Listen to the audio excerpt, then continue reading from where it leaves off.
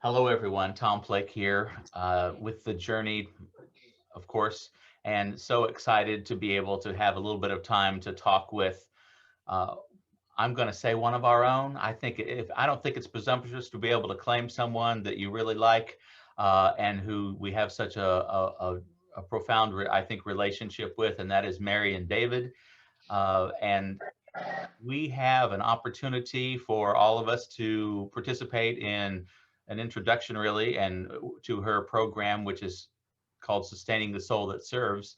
And if you've noted, we're offering an entire month of sessions that start on the first, it's all the Tuesdays of March and starts this coming Tuesday, the first Tuesday in March 2021. And for every Tuesday, from 1 o'clock until 3 o'clock Eastern time, we're going to sequentially be walked through, if you will, be the sessions for Sustaining the Soul That Serves, and form a little group around the material and the experiences. So that's going to be a great opportunity for the Journey family to participate in that. So if you're interested, do take a look in the comment or the information section below, or in the email that might have accompanied this video, depending on how you got this, and sign up. And the sessions are meant to be attended sequentially, to be attended all of them, because they're all different. Although if you're in a place where you realize you're going to need to miss one, that's still okay. You'll still get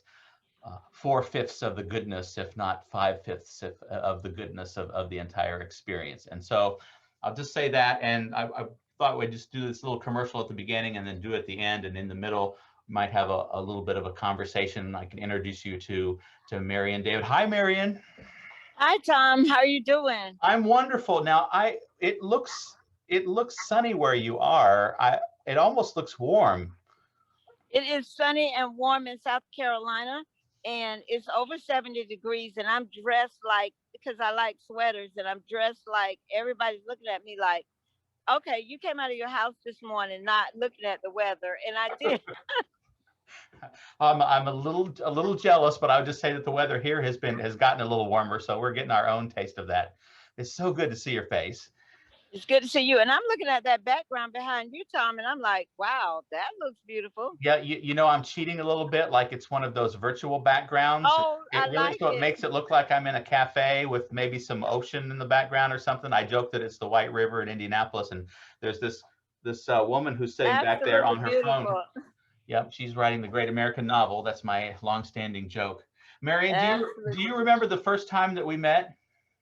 I really do. I remember the first time we met. I came there as in Indiana, as a matter of fact, because Janet, I was doing Sustaining the Soul Retreat in Kalamazoo, Michigan, and Janet somehow she found out about my work. I think through somebody, through Parker Palmer or somebody, Yep. and she said, "Oh, I've got to come." I said, "Well, Janet, actually, we have a group. It was 24 servant leaders.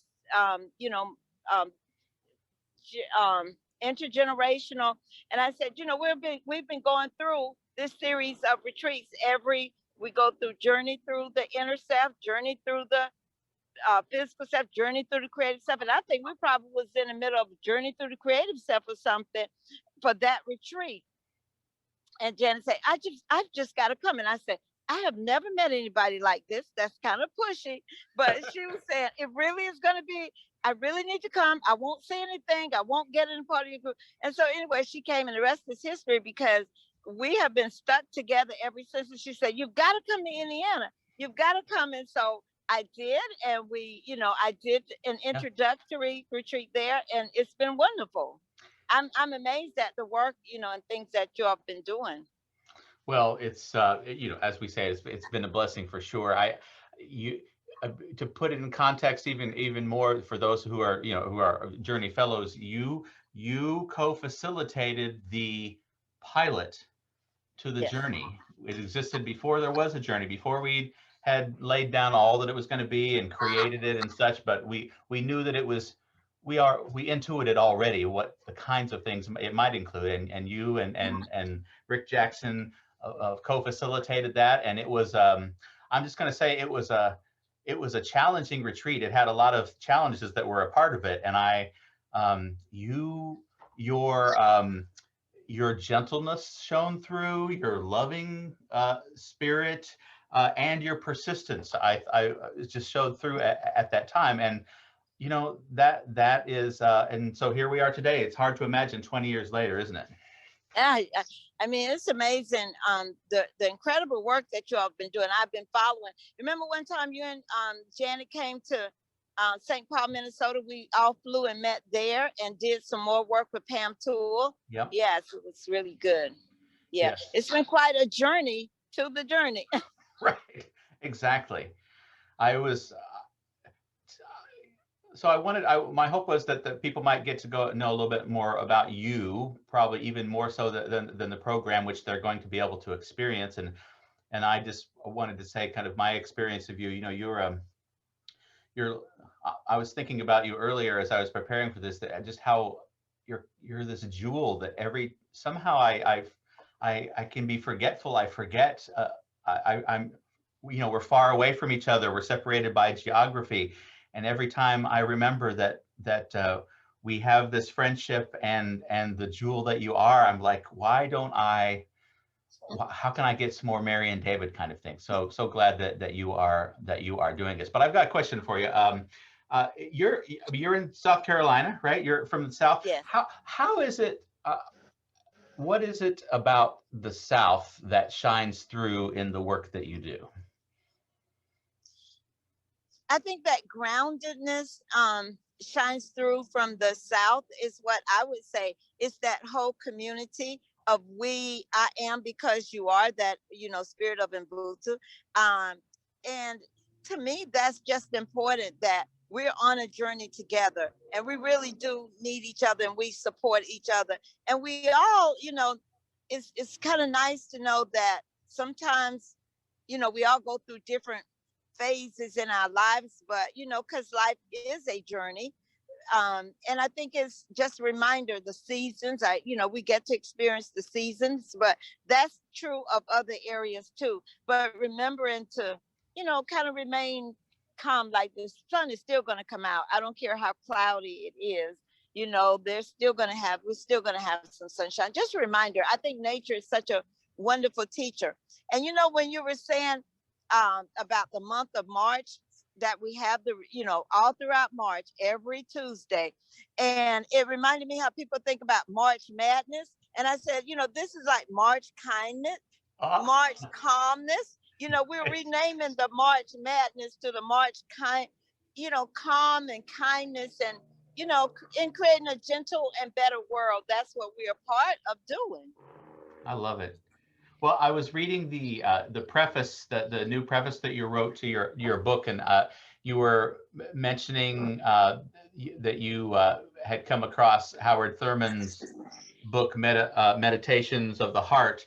And is that where you first came across the phrase "island of peace"? Because Yes, it is. that phrase really resonates with me. Like, you know, you said you could have named it something else besides sustaining the soul that serves, and the notion of it having an island of peace in myself was is very appealing. Can you say more about that? Yes, actually, my mentor is Olive Covington. I was working at the Children's Defense Fund at the time, for the Freedom School, with the Freedom Schools program, actually. And it was on the front end of designing, you know, after the model and after the Freedom Schools of the 60s. But, you know, you have to, you know, redesign, and we know what we were coming up with. And she and her sister, she told me the story and given me the book. She said, my sister and I, her sister is Marian Wright Elderman, who was my boss in DC, but she was my boss um, in South Carolina. Then I was the, you know, director. And she said, I'm giving you this book that my dad gave to my sister and I. And she said, this book has meditations, and she talked about what you're asking of the students is similar to what Howard Thurman was experiencing with students. He was the dean of Ranton Chapel at Howard University. And so what happened was he would encounter students. Now, this was back in the 50s or sometimes earlier, when students had to work their way through college. And it was very hard. They worked, they had to send money home to their families because oftentimes they came from the farms and they were needed, but they had to work and do their schoolwork and everything, and they were just having a hard time.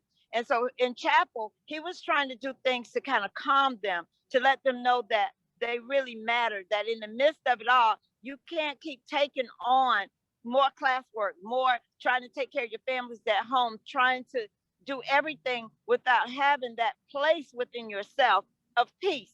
Mm. And it resonated deeply because I saw college students, I saw seasoned leaders, I saw myself taking on more and more, wanting to make the world a better place, and doing so much to make change in the world. But the change has to start within you, with the island of peace within your own soul. And then from that place, you could do it. So it resonated very deeply. And from that, grew all of this. All of this, right? That's wonderful. Well, you you did a lot of research as you were thinking, as you were preparing kind of material, not only for this program, but just for the notion of all the your life's work of Right. coming alongside people in this way and helping us all have this kind of experience. But I had a little twinkle in my eye when I was thinking about you. You went as far as MIT. You went a lot of places. You went as far as Egypt, right? Lots of other places. But you went to MIT to do some research. And when you got there, your advisor sent you in another direction, right?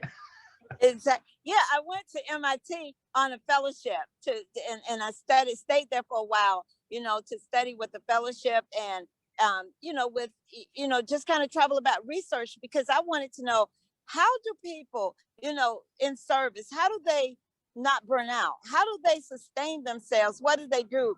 I also um doubled my work by, when you're in the Boston schools, you could actually, since I was enrolled at MIT, I could go to Harvard Divinity and other schools. So I went to Harvard Divinity School and studied Dr. King and some others with somebody who, the professor at the time, he had known Dr. King and been on some of the marches with him. So I studied with him. And I would just try to get deeper to talk with him about it. He said, it's in there. He would just keep referring me to more research. And I just was, it was fascinating. But I think what they all wanted me to realize is that the answers, you got to come, maybe it's not created in one place like you want it. Like I wanted there to be a program. And I remember that Arthur Zions from the Fessler Institute, he was doing a lot of work with the Dalai Lama and stuff. And he was a program officer and he heard about my work and he invited me to come in. And he said, we want to, fund your research because we're fascinated. We want, and I was like, oh, you can't fund my research because I don't know where it's going. And I don't want to be beholden to anybody. I don't want to be indebted. So, it was a long story, but, it was a journey. And that's why when we said, journey to inner peace, journey to this, because life is a journey. Mm-hmm. Well, didn't your advisor also send you back home as well, like to have you reflect on what these yes, like you call them the old people in your world, right? Yes. Yeah. So he was like, well, what did the old people do? Because I would say, well, the old people didn't burn out. They went through a lot. The old people, I just use that all the time because they said in my mind, I grew up in the South, in the cotton fields, in the tobacco fields. I did all of that work in there when I was a little girl. And in the middle of the fields, it was hot, hard labor, but the people would just encourage us. You're going to do better. It's like they were lifting us up on their shoulders every day. You're going to do more. And I was taking that in. And he said, well, study them, study what they, go into that deeper. What did they have? And, it was one of the theme songs actually in the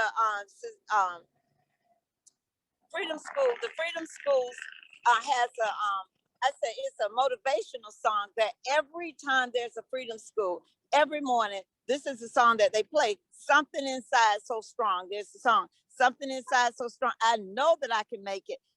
So that's what the older people had. And that's what, and trying to do this, just tapping into that whole thing of resilience. That's what the program's kind of about. We have it within ourselves. Sometimes we have to, re-tap into that, that whole spirit of resilience.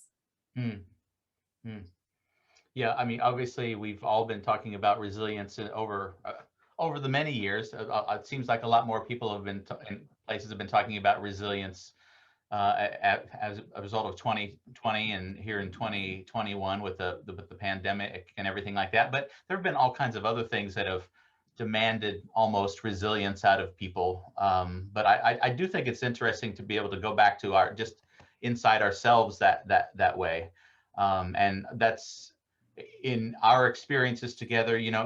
I've experienced the Sustaining the Soul That Serves curriculum, and we've done some workshops, right? And I've been able to attend some of those, and we've done that with the Journey many years ago. But it's the simplicity of it that's striking to me.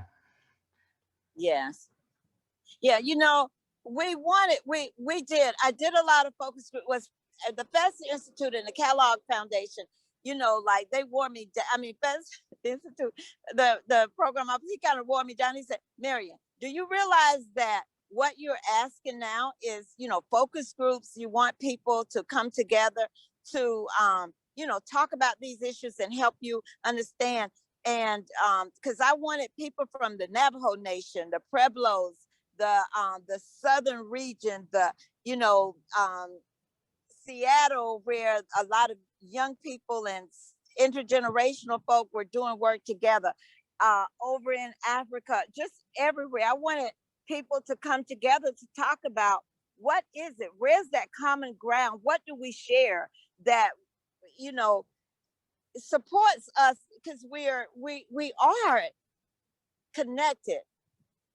And that's where the funds really came in good, because then I could fly people together and I can go and gather with groups and really talk about these things. And that's how we came up. Like, if you had no money, if you had just yourself, what could you do to sustain yourself, to tap into that inner peace?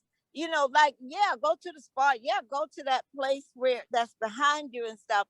But what about just within ourselves?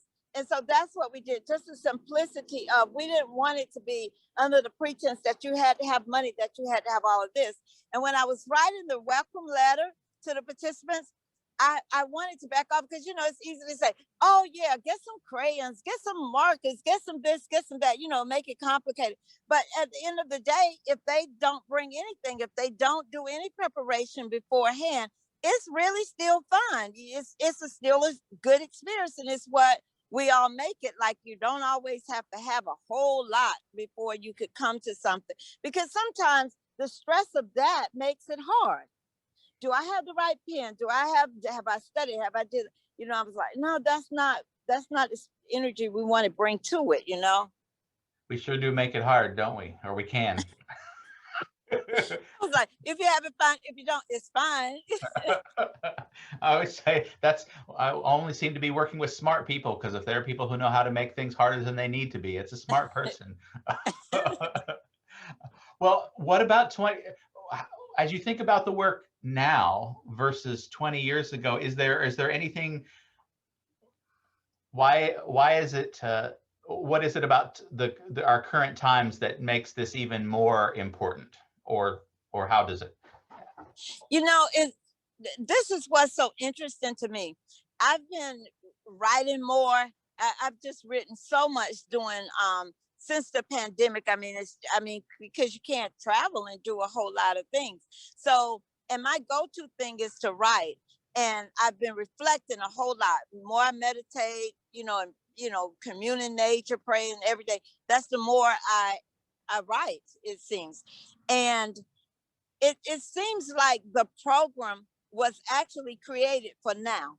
I mean, like, if I didn't know any better, it would be that it was just created.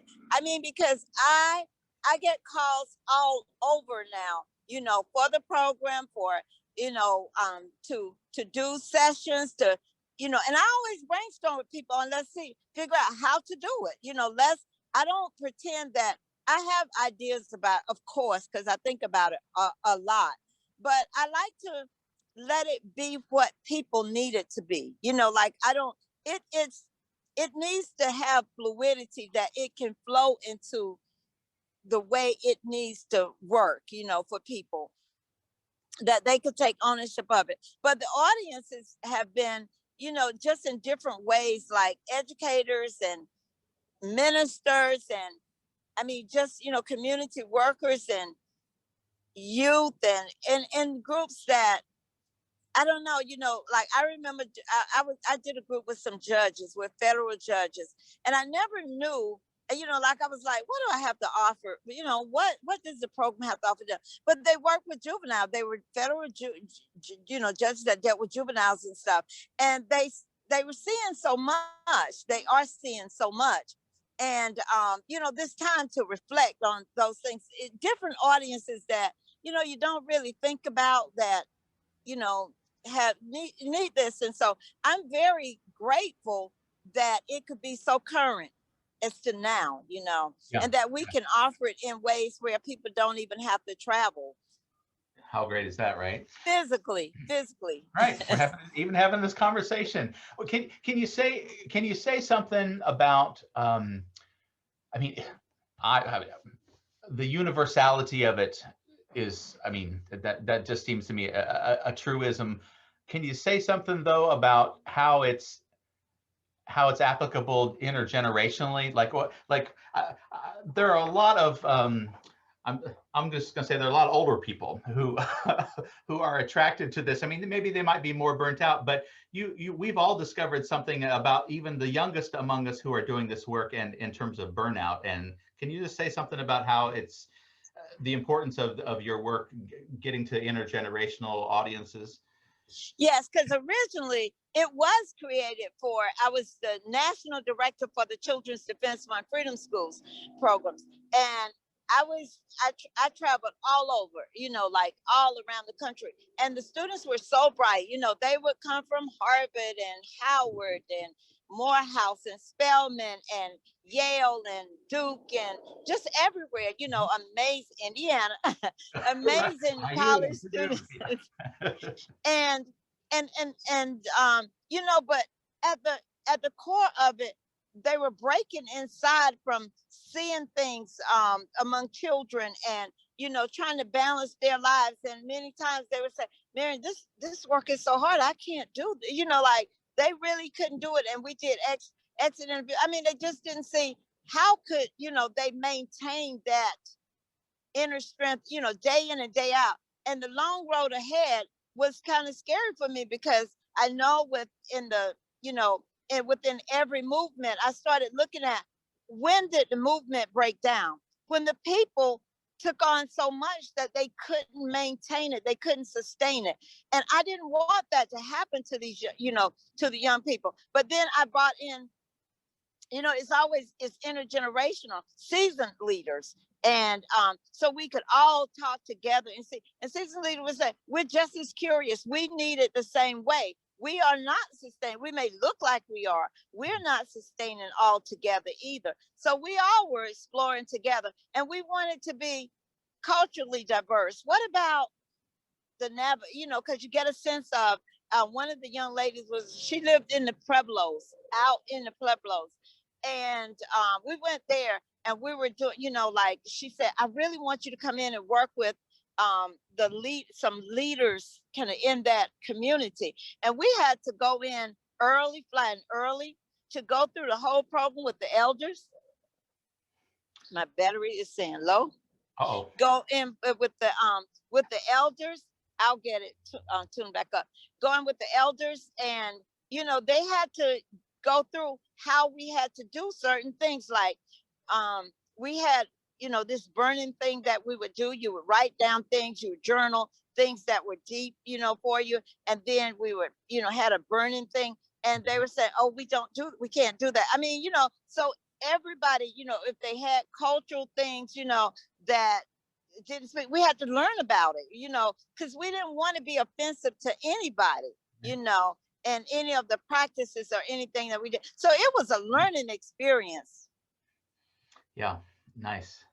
Well, can you help a person who might be thinking about attending some of the sessions that we're going to have in March? Can you give them a sense of what those sessions might be like?